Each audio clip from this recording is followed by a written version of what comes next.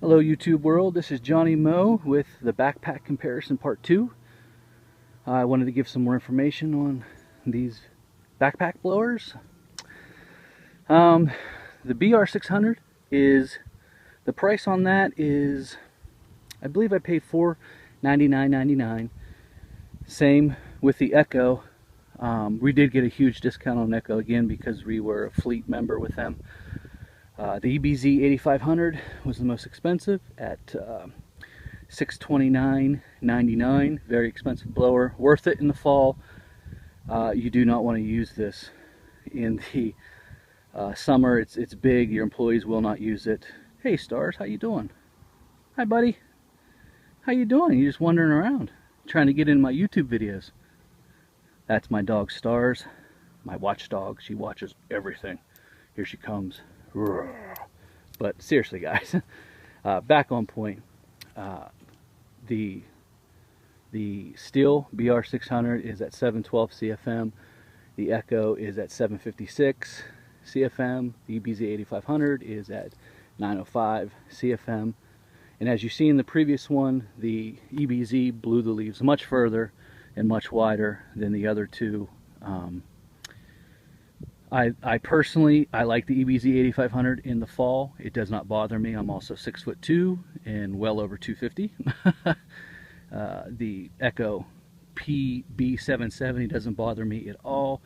The Magnum 600 is very light. The employees grab them constantly. If you had all three of these in the trailer, the 8500 would just sit in there. I mean, they'd never use it. So I actually make them use them sometimes because it's just so much faster. That is the blower of my choice. I grab it constantly in the fall. My employee Greg, he grabs the 600 or the Echo 770. Just good blowers. If you have any questions, want to know anything about these blowers, I actually just did sell this PB770, so it's on its way out of my fleet, as much of my Echo will be out of the fleet too.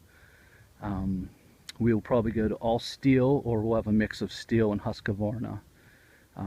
Right now we're trimming bushes with all Echo at this point.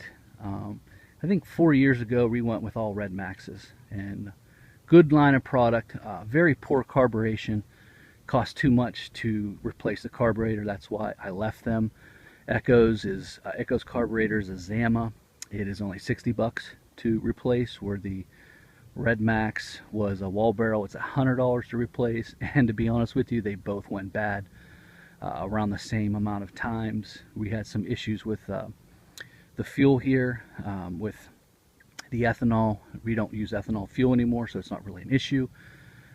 But I believe the carburetors are being made cheaper now. So we actually, when we went with the Husqvarna, we went with them because the carbs were only $26. But the Husqvarna backpacks are just too heavy to be lagging around, to blowing off driveways all summer long in 90-degree heat. And it's just not a good thing to do. So we're going to go with the Stihl Magnums. We'll go with the Stihl trimmers, the 56 version, to trim hedges. The weed eaters are probably the 94R. I'm not a big fan of the 4-mix. I've had them in the past. I just don't like them. I don't like the way they trigger. I love their power and their torque, but just don't like them. I do own a 70 weed eater. I seen the Geek the Freak out there had one, and so I bought one and picked it up, and just to see how well it handled. It was very light weed eater, but I tell you what, I would never buy another one. I'm getting rid of that as soon as I can. I bought it here about 2 months ago, and worst weed whacker I've ever used. It's not long enough. It's got some power, but it's just not something I like. That's out of here too. I pay $280 for it. I'm getting rid of that as soon as I possibly can. But the 94R seem like they'll be something good to purchase in the future for the crew and myself. Outside of that, that's about it. That's what we run 2-cycle wise. Again, we're going to Stihl in the future. We just left Echo. The year before that, we were fleet with Red Max. Red Max has a very poor fleet program. Stihl's not up to par either. It's decent. You have to buy so much steel. Echoes is wonderful. You get 20% off if you spend over, I think it's like $1,500 or $2,000. Generally what we do is we go right in at the beginning of the year and we just spend about $3,000 on 2-cycle equipment.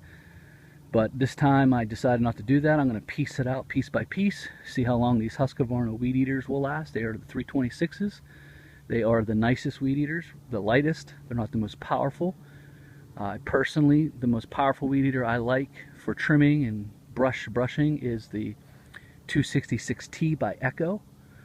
Very awesome weed eater, heavy.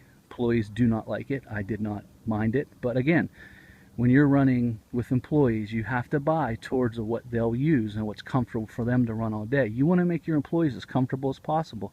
Make them a part of the buying decisions. Hey, we're buying new stuff. What do you like to run?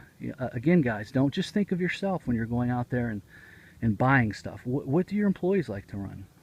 I know for me, I would run the EBZ 8500 and the 266 weed eater, which is very heavy but powerful. You can go from trimming around the house to knocking down a field with it. It's my favorite weed eater. I have one for my home lawn here, and Echo made a good product. It had some issues with carburetors on their end. I believe that they're making their carburetors really cheap and not holding up.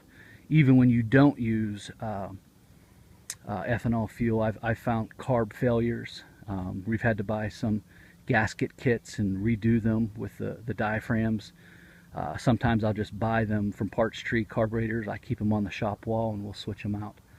But that's about it, guys. Let me know what you think. Just wanted to give you a little bit more information. Have a great day. Bye.